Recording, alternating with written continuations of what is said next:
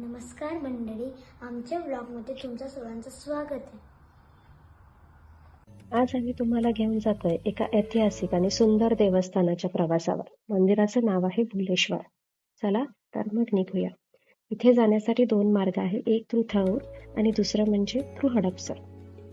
आता महादेवाचं मंदिर आहे म्हटल्यानंतर टिळा लावणं तर कंपल्सरी होतंच। आम्ही जो मार्ग चूज केला तिथून यवत जवळून तुम्हाला 10 किलोमीटरचा वळणावळणाचा प्रवास लागेल, पण तुम्हाला तिथे छान निसर्गाचा आस्वाद घेता येईल। भुलेश्वर मंदिर काळ्या बेसाल्ट दगडाने बांधलेलं एक आश्चर्य आहे। याची रचना दुरून मस्जिदीसारखी दिसते।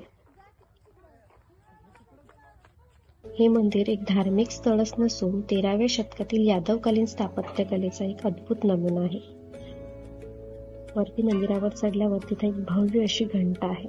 ते मुलांना छान मजा येते आणि तिथून पाहणारं दृश्य अगदी सुंदर आहे, अगदी बघतच राहावंसं असं वाटतं।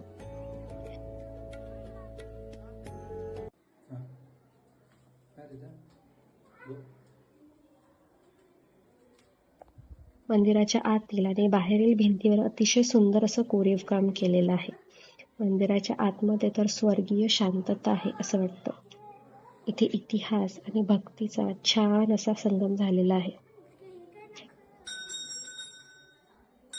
इथलं प्रत्येक पिलर काहीतरी गोष्ट सांगून जातो। प्रत्येक ठिकाणी छान असं कोरीव काम केलेलं आहे।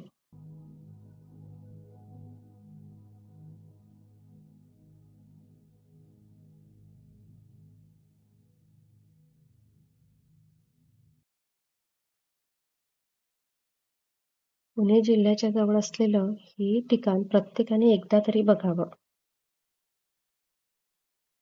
इथली मूर्ती, इथे स्त्री रूपात असलेली गणपतीची दुर्मिळ अशी मूर्ती आहे, जी तुम्हाला दुसरीकडे बघायला नाही मिळणार। इथे आम्ही गेलो त्या दिवशी महाप्रसाद पण होता। तो प्रत्येकच दिवशी असेल असं नाही आहे। असेच व्हिडिओ बघण्यासाठी नेहमी आमचे व्हिडिओज बघत राहा।